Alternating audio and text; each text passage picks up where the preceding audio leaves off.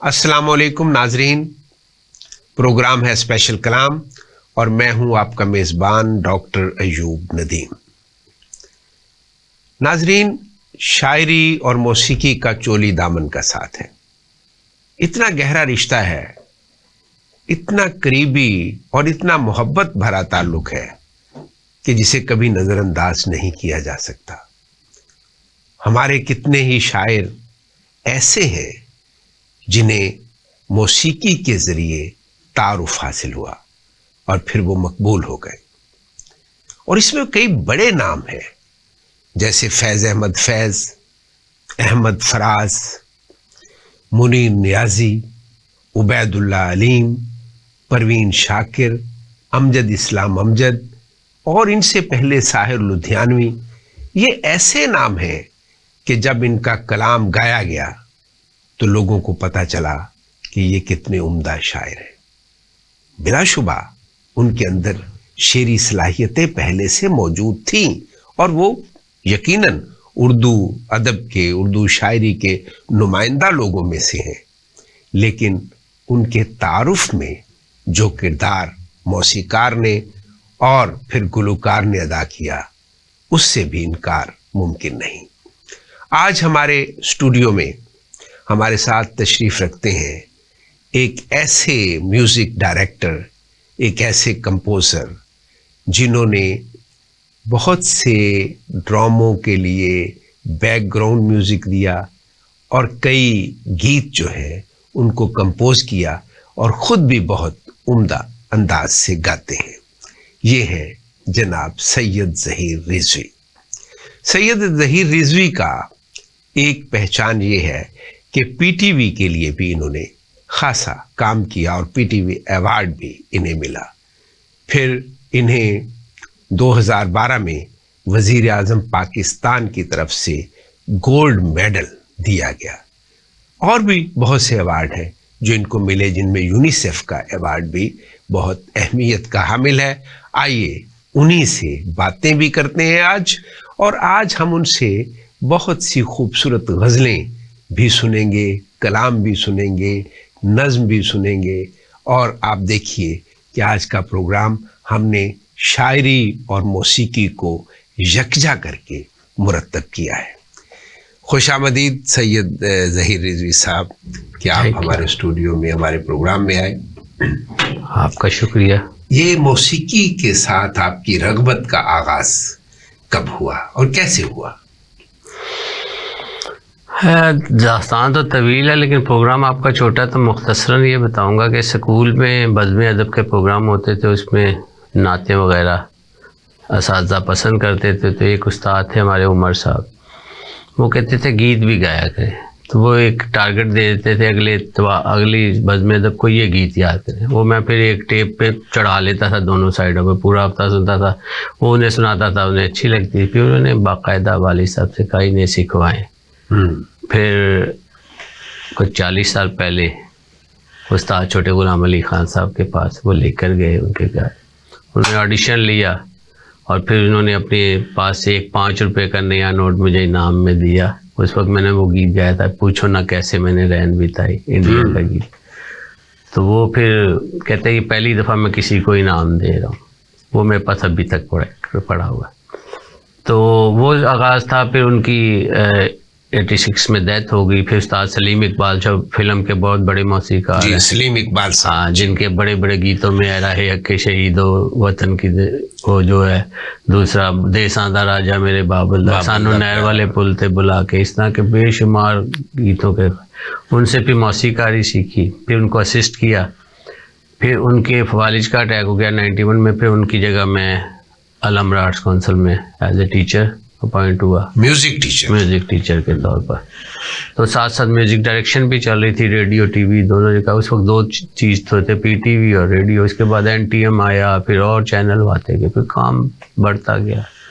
फिर children complex में भी 91 में क्लासेस शुरू हुई बच्चों और ख़वातीन की। वहाँ से अभी तक मैं वो कर रहा हूँ, तकरीबन 35 साल हो गए, 36 साल, तो 33 साल। तो बस चल रहा है सिलसिला। इसके अलावा प्राइवेट तौर पर बनाता हूँ। मेरा एक स्कूल है छोटा सा, Lahore school of arts, liberty Chowk में, वो चला रहा हूँ बस। तो गोया 40 साल आपको हो गए हाँ जी, 40 म्यूजिक के साथ वाबस्ता हुए। हाँ जी। तो अब निस्फ सदी के करीब करीब है आप। तो आप ये बताइए कि जो सलीम इकबाल साहब हैं, यकीनन उनके बहुत मकबूल गीत थे और अपने दौर में उन्हें बहुत अहमियत हासिल थी मौसीकी की दुनिया में।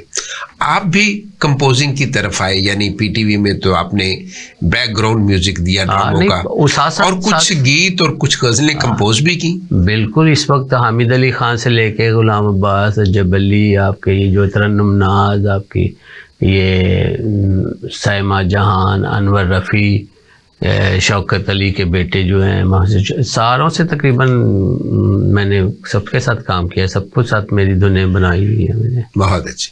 तो क्यों ना आज आगाज हम आपसे जो करें तो वो आप ही की कंपोज की हुई किसी गजल से या किसी गीत से करें। वो एक गज़ल मैंने हामिद अली खान साहब के लिए कंपोज की थी, रेडियो पाकिस्तान के लिए। जी जी, वो मैं आपकी नज़र करता हूँ। और वो मेरे ख्याल में किनकी है? जोश मलियाबादी की है वो गज़ल। सोज़े गम दे के मुझे उसने ये इरशाद किया, जा तुझे कश्मकशे दहर से आज़ाद। जी बिस्मिल्लाह।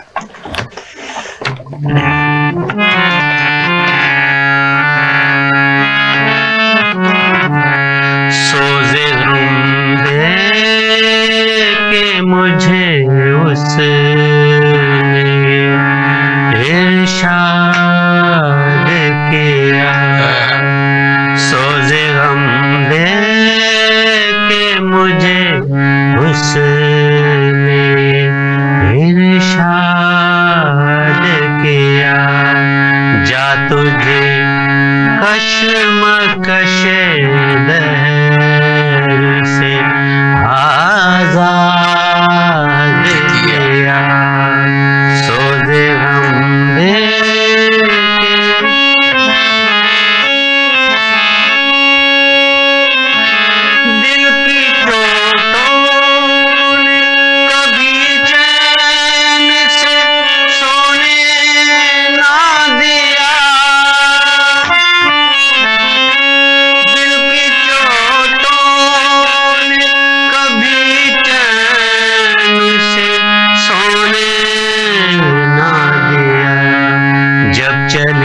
सर्द हवा मैंने तुझे याद किया, सोज़े गम दे के मुझे उसने इरशाद किया।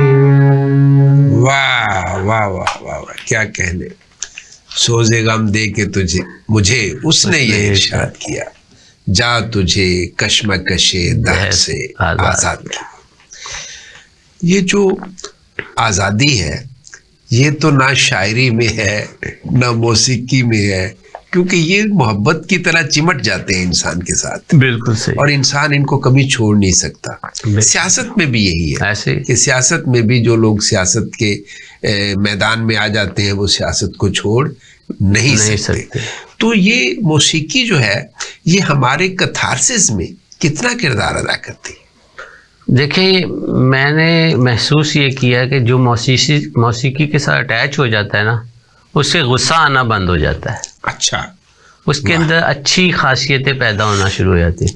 वो किसी को धोखा नहीं देगा। अगर असल फनकार है ना, मौसीकी से रिलेटेड है, सुरों से करीब है, जाली की बात नहीं कर रहा, तो वो किसी को धोखा नहीं देगा। क्या बात है, क्या बात है।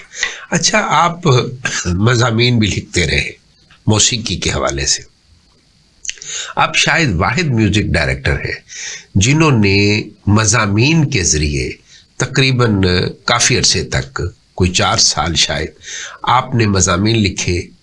किसके लिए? मौसीकी की तरबियत के लिए, मौसीकी के बारे में आगाही के लिए, लोगों को बताने के लिए। ज़रा बताइए कब लिखे और कहाँ लिखे? ये मैंने 94 में शुरू किए थे रोज़नामा पाकिस्तान के लिए।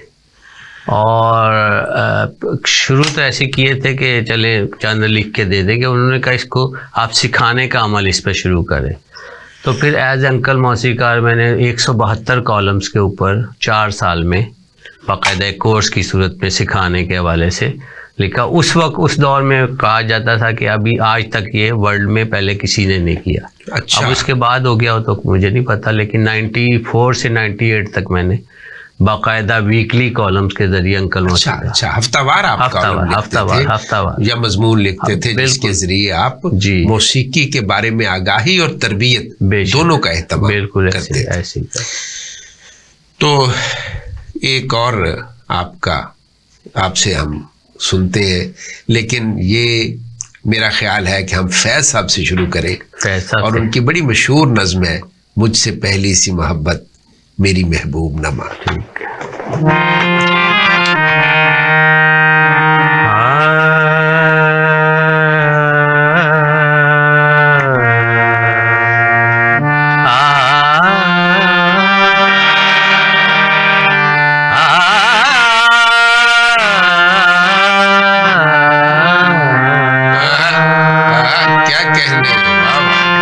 जिसकी पहली बार धुन जो है वो मलका तरन्नुम नूर जहां ने बनाई और फिल बदी बनाई, उन्हें एक महफिल में सुनाई। तो फैज साहब ने कहा कि आज से ये मेरी नज़्म नूर जहां की हो गई। और जब भी उनसे मुशायरे में फरमाइश की जाती कि वो फैज साहब अपनी वो नज़्म सुनाइए, मुझसे पहली सी मोहब्बत मेरी महबूब न मांग, तो फैज साहब कहते भी नूर जहां से सुने। लेकिन आज आपसे सुना है तो ये लुत्फ दो चंद हो गया। और ये ऐसी खूबसूरत नज़्म है, शायरी भी कमाल है, और इसका जो जिसे कंपोज किया गया है जिस अंदाज से, वो भी कमाल है। रिजवी साहब, आपके शागिर्दों की भी एक बड़ी तादाद है। जाहिर है कि आप म्यूज़िक डायरेक्टर भी हैं और म्यूज़िक के उस्ताद भी हैं, आप सिखाते भी हैं। तो बड़े मारूफ लोग भी उन शागिर्दों में शामिल हैं।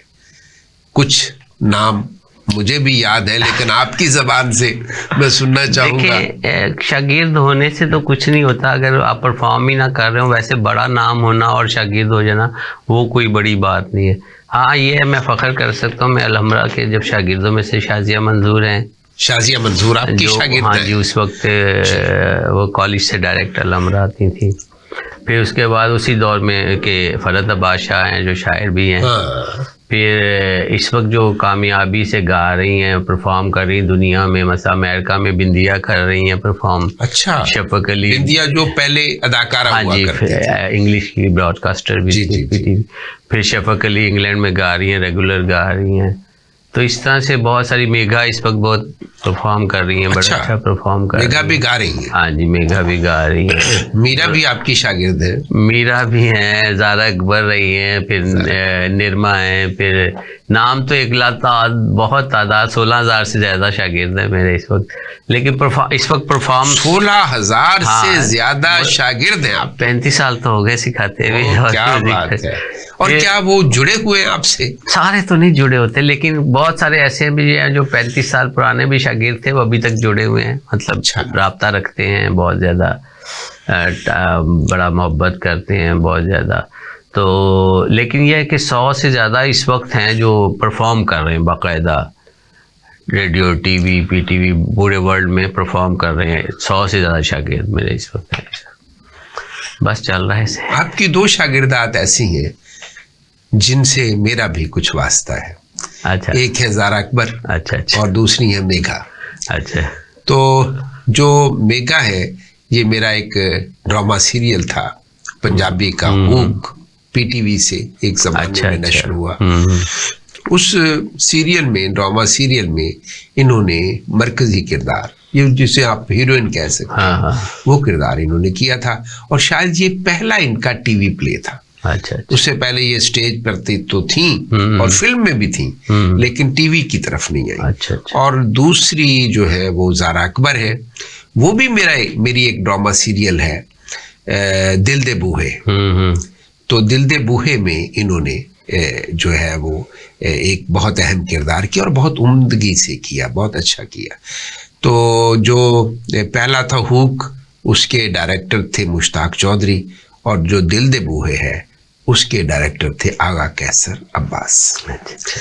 तो ये एक ताल्लुक उनके साथ मेरा भी रहा, लेकिन गायकी की दुनिया में आप उन्हें लेकर आए। हाँ, बिल्कुल बिल्कुल सही। और वो बड़ी परफॉर्म, मैंने एज ए म्यूजिक डायरेक्टर भी मेगा से पिछले महीने एक सॉन्ग करवाया है, पीटीवी का ही। अच्छा, पीटीवी इस्लामाबाद का एक सॉन्ग था, वो मैंने अभी पिछले महीने उनसे गया ताफूर के स्टूडियो में। ज़हीर रिजवी साहब, ये मौसीकी जो है आपने सिखाई भी है, पढ़ाई भी है, इस पर मज़ामीन भी लिखे हैं, तो कुछ हमें भी बताइए, मौसीकी है क्या? देखिए, हमारे यहाँ मौसीकी को बहुत खौफनाक चीज़ समझ के पेश किया है। तो उम्र लंघ जाती आंदा नहीं है, तो मौसीकी बहुत मुश्किल चीज़ है। लेकिन अगर आप इसको टेक्निकल तरीके से समझें, जैसे तबला बज रहा होता है, ढोलक बज रहा है, उसको आप मैथ समझा दें मैथ की सूरत में कि ये 4/4 की बीट है, या 8/8 की बीट है, ये 6/3 की बीट है, या ये 12 की बीट है, ये 16 की बीट है, ये 14 की बीट है।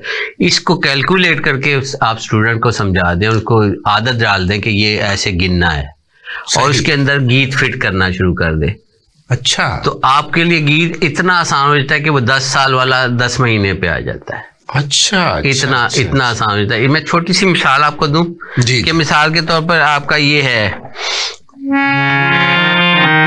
यही वाला हम गीत लेते हैं, अगर नूरजहां की गजल कोई लेते हैं, तो ये सरगम में ये बन रही, सारे गम पदा नी सा सा नी दा प म ग रे सा। अब बटन पे आपके वो नहीं लिखा मुझसे पहली सी मोहब्बत, लेकिन सा रे गा तो लिखा हुआ है, इस पे लिखा जा सकता है, ये सा है, ये रे है, ये गा है, ये मा है, ये पा है, ये दा है, ये नहीं है, ये है।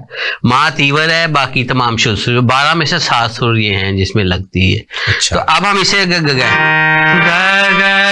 रे ग सा रे रे, तो क्या बनेगा, मुझसे पहली सी मोहब्बत मेरे महबूब। तो वही उसमें कैलकुलेट होके सुरों में आ जाएगा। आप सुर की प्रैक्टिस करेंगे, गीत बजाना आ जाएगा, गीत गाना आ जाएगा। इसमें कोई साइंस नहीं है।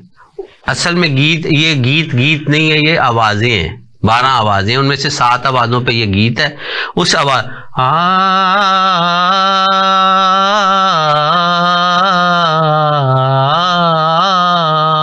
ये बहुत सारे गीतों में है। यही मिसाल के तौर पे हम इन्हीं सुरों में अगर करें, 100 बार चमन महका, 100 बार बहार आई, दुनिया की वही रौनक, दिल की वही तन्हा, वही सुर है जिसमें वो वाला गीत है, जिसमें वो मुझसे पहली में हो मेरी वही वाला गीत है। ये रंजिशी सही दिल ही दुखाने के लिए वही सुर है, सेम वही सुर है, माँ तीवर है, बाकी सुर है। तो क्या है, उसको पता होना चाहिए आप ये गीत क्या है, इसके पीछे क्या है, साइंस क्या है, सुर कौन कौन से लग रहे हैं, तो गीत आसान हो जाता है आपके लिए। नोटेशन अगर आपको आती है गीत की, तो आपके लिए गीत इतना आसान हो जाता है कि आपकी सिखाई जो सीखने का अमल है 20 साल को आप 2 साल में ले आते हैं। इतनी सी बात, उसमें बहुत तेजी आ जाती है। हाँ जी, वो 20 साल जब सीखेगा लाजमी बात, वो कहेगा उमरान लंघ जल्दी आंदा ही नहीं। तो जब 2 साल में सीख जाएगा तो परफॉर्मेंस के काबिल भी हो जाएगा। अंदाज भी तो सिखाने का फिर जदीद है ना जी, नए बस जदीद होगा तो। असल में हमारे यहाँ मैं अलमरा में जब होता था, हम एक प्रोग्राम किया करते थे जश्न 12 हर साल। उसमें मुआवजा जब देना होता था, कोई सिग्नेचर नहीं करता था, अंगूठे लगा लगा के पैसे लेते थे। बड़े बड़े मौसीका गाते बड़ा अच्छा थे, बयान नहीं कर सकते थे ये दरबारी क्या होता है, एमन क्या होता है, भोपाली कौन सा राग है, पुरिया धनासी कौन सा है, मियाँ की टोडी कौन सा है, बहुत अच्छा गाते थे। लेकिन जब बयान करने में आते थे तो वो चूंकि पढ़ा नहीं होता था। वैसे रिजवी साहब कितने होते हैं सुर? 12 सुर। 12 सुर। और राग कितने हैं? राग लातादाद है, ठाठ दहन 10 ठाठ, 10 ठाठ का निजाम है। हर ठाठ में से फिर राग निकलते हैं। अच्छा अच्छा। जैसे कल्याण है, उसमें से भोपाली निकल रहा है, एमन कल्याण निकल रहा है, जेत कल्याण और बहुत सारे निकल रहे हैं। इसी तरह आसावरी है, उसमें से जौनपुरी निकल रहा है, दरबारी निकल रहा है।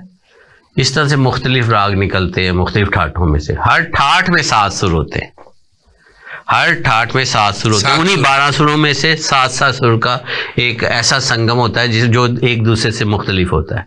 उस तरह के 10 मुख्तलिफ ठाठ हैं जिनमें कायनात की सारी मौसीकी है। तो हिंदुस्तान में तो हमें पहला जो म्यूजिक डायरेक्टर मिलता है या गुलकार मिलता है वो तो तानसेन ही है। या इससे पहले? ना भी ना कोई? ना, बहुत पहले, बहुत और भी बहुत सारे थे। तानसेन चूंकि वो दरबार में था इसलिए वो ज्यादा हो गया। हाँ वो अभी अकबर, उससे पहले वो मुगल आजम के दरबार से वाबस्ता था हाँ ना? बिल्कुल, वो दरबार से वाबस्ता था इसलिए वो सामने। अदरवाइज उससे पहले ध्रुपद की गायकी थी, वो पंडित गा रहे होते थे हिंदुस्तान। ये तो यहाँ आए जब अमीर खुसरो आए तो उन्होंने ईरानी मौसीकी और हिंदुस्तानी मौसीकी को मिला के ख्याल की गायकी शुरू की। ख्याल की भी बड़ी सख्त क्लासिकल होती, लेकिन ध्रुपद उससे भी सख्त होती थी, अच्छा। जिसमें देवताओं की तारीफें बयान की जाती थी, बहुत 3-3, 4-4 घंटे। और ये तो यूनान में भी था ना? हाँ? कि यूनान में ये तो भी हर जो मौसीकी- गोपियां और जो वो थे वो गाते थे हाँ, अपने बिल्कुल। देवता को खुश करने बिल्कुल, के। पहले यही मौसीकी थी मेन।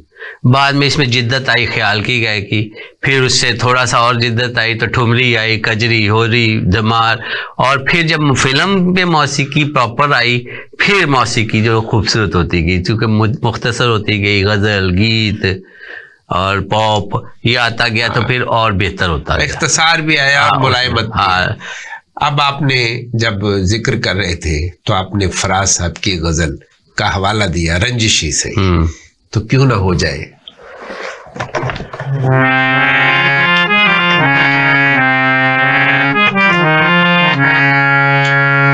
रंजिशी से दिल ही दुखाने के लिए रंजिशी सही,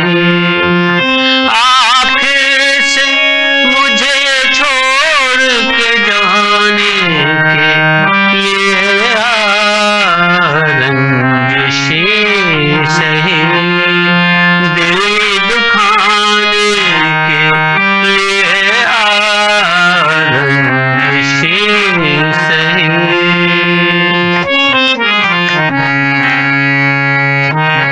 पहले से मरासिम न सही फिर भी कभी तो, पहले से मरासिम न सही फिर भी कभी तो, रस्मों नहीं दुनिया ही निभाने के लिए रंजिशी सही, दिल दुखाने के लिए रंजिशी सही। क्या कहें, क्या कहें? किस किस को बताएंगे जुदाई का सबब हम, किस किस को बताएंगे जुदाई का सबब हम, तो मुझसे खफा है तो जमाने के लिए रंजिशी सही, दिल दुखाने के लिए रंजिशी सही। वाह वाह वाह वाह, क्या कहने। वाकई किस किस को बताएंगे जुदाई का सबब, ये बड़ा मुश्किल काम है बेशक। एक एक को बताना। तो फराज ने बहुत खूबसूरत शायरी भी की और उसे गाया भी बेशक, बहुत मोहब्बत से और बिल्कुल। बहुत अच्छे अंदाज से उसे कंपोज भी किया गया और गाया भी गया। बेशक। ये जो शायरी है ये एक कंपोजर पर, एक म्यूजिक डायरेक्टर पर किस तरह असरअंदाज होती है? क्या महसूस करता है जब वो पढ़ता है? अगर शायरी में जान हो, शायरी किसी अच्छे शायर की हो, तो मौसीकार के लिए आसान हो जाता है। उसके लिए उसका लिबास तैयार करना, कपड़ा अच्छा हो तो फिर दर्जी के लिए अच्छा होता है कि यार इसको अच्छा रंग है, कपड़े लिफ लिफ इधर उधर हो रहा हो तो फिर काम खराब है।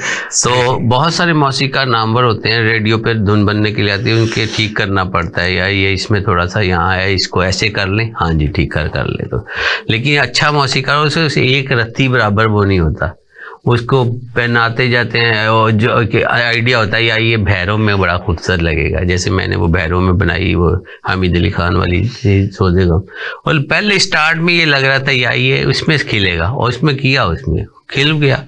तो वो ऑटोमेटिक अच्छा शायरी, अच्छी शायरी हो तो मौसीकार के लिए आसानी हो जाए, आसानी हो बहुत जाती है। आसानी। अच्छा, आप जब कंसीव करते हैं उसको, तो जब धुन बनाते हैं तो उसके मफहूम को कंसीव करने के बाद बनाते हैं? बिल्कुल, मफहूम से पता चलता है ये खुशी जाहिर कर रही है, ये सैडनेस की तरफ जा रही है, ये स्पॉट सी है या शिकवे की तरफ जा रही है। वो हर एक का फिर अपने सुर के हिसाब से होता है कि इसमें हम अगर इसको कल्याण, एमन कल्याण में करें या खमाज में कर दें, ज़्यादातर यही यूज़ हो रहे होते हैं जिसमें शुद्ध सुर ज़्यादा होते हैं।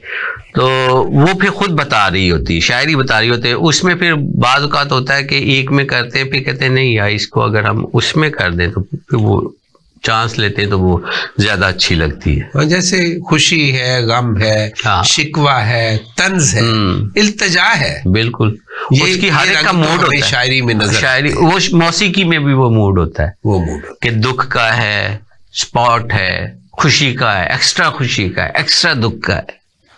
एक दुख होता है, एक एक्स्ट्रा दुख होता है। जैसे मेरे उस्ताद साहब की एक धुन थी, वो अब यहाँ कोई नहीं आएगा, उसमें एक्सट्रीम था दुख, दुख का अख्ताम था। बेखाब के वाड़ों को मुकफ्फल कर लो या कोई और? नहीं, अच्छा। वो थोड़ा सा मैं हल्का सा आपको बताऊं कैसे। अब यहाँ कोई नहीं आएगा, दिल तन्हा में तन्हाई में ढल जाएगा।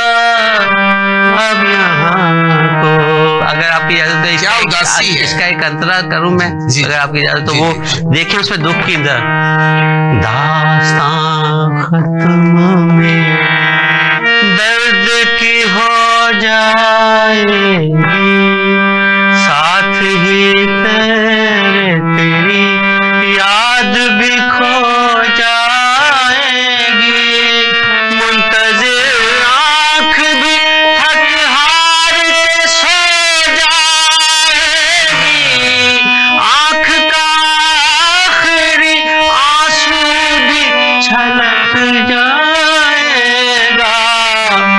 अब यहाँ कोई नहीं आएगा, अब ये एक्स्ट्रा। क्या उदासी, अफसुर्दगी और एक खास फजा है इसकी, और ये फजा जो है ये मौसीकी ने बनाई है उसकी। एक छोटा सा मैं अंग हल्का सा पीटीवी के लिए मैंने बनाई थी, बहुत 20-25 साल हो गए, 20-22 साल। उसमें देखिएगा कि एक उम्मीद की जैसे आस होती है किसी के आने की, वो देखिए, चांदनी रात ने उम्मीदों के दीप जलाए, तुम नहीं आएगा, चांदनी रात ने उम्मीदों के दीप जलाए, तुम नहीं आए, सांस दहन से बाहर झांकने पल पल आए, तुम नहीं आए, चांदनी रात में उम्मीदों के दीप जलाए, तुम नहीं आए, दीप जलाए, तुम नहीं आए। क्या कहने हर एक का मूड होता है, इस तरह तासुर जो है उसका मूड, हर एक का मूड बन रहा होता है, और मूड जो है वो क्योंकि ये ऐसे कि आपने आना है, किसी तरह आ जाओ, वरना बड़ा मुश्किल हो रहा है, आपका आना जरूरी है, आपका आना जरूरी, ये सारी बात है। तो इसलिए वो शायरी ये सहारा दे रही हो ना, तो फिर मौसीकी अपने आप बनती चली जाती है। आपको सुर पता होने चाहिए कि हाँ भी राग की रागदारी ये पता होनी चाहिए कि कौन सा राग कैसे जा रहा है। आपको मौसीकी पता हो तो शायरी फिर मौसीकी धुन बनाना मुश्किल नहीं। बिल्कुल। और खाली मौसीकी ना पता हो, मौसीकारी भी पता हो, मौसीकी बनानी कैसे है, खाली गानी नहीं। और मौसीकारी में फर्क। मौसीकी क्लासिकल गाना हो रहा है और धुन बनाना हो रहा है। धुन मौसीकार ने बनानी है, बड़े से बड़ा मौसीका गायक भी हुआ है तो उसे मौसीकार नहीं बना के दिए तो। अच्छा, एक तो आपके उस्ताद है सलीम इकबाल साहब, इसके अलावा कोई म्यूजिक डायरेक्टर ऐसा है जिससे आप मुतासर हुए हो? पाकिस्तान में कम है, इंडिया में बहुत सारे। इंडिया में मदन मोहन है, नौशाद हैं, सी रामचंद्र हैं, जयकिशन है, ये लोग टॉप के। पाकिस्तान में भी और रशीद अत्रे। हाँ, रशीद अत्रे बहुत बड़ा नाम है। ख्वाजा खुर्शीद अनवर नाम है। निसार बज़मी साहब हैं। फिर एक वहाँ वो जो थे बंगाल से आए थे, क्या नाम है था उनका, शबनम। और सिंगर्स में पाकिस्तान में अहमद रुश्दी साहब बहुत अच्छा नाम था। मेहंदी हसन तो खैर वो तो है। नूर जहाँ, फिर लुरूना लैला, माला, बहुत सारे। जुबैदा खानम थी, कई एक अच्छी आवाज थी। तो अब इससे पहले कि प्रोग्राम मुकम्मल हो जाए तो क्यों ना रंजिश ही सही तो आपसे सुन चुके, वो इश्क जो हमसे रूठ गया। अच्छा, सूफी तबस्सुम साहब, ये तबस्सुम साहब का है? नहीं, ये इब्राहिम जलीस की अच्छा है। ये अगर नहीं, वो वाला सूफी तबस्सुम का वो तो है, वो जो हमने गाया अभी। जी जी।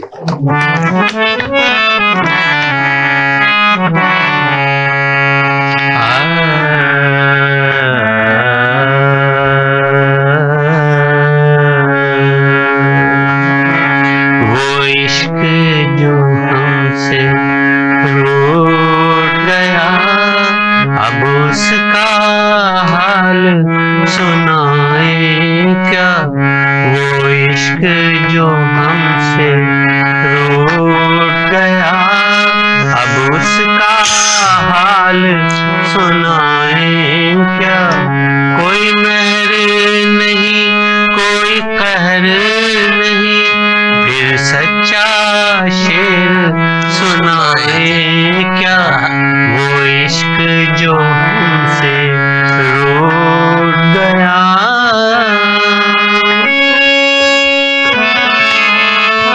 एक आग में तन्हाई की जो सारे बदन में फैल गई।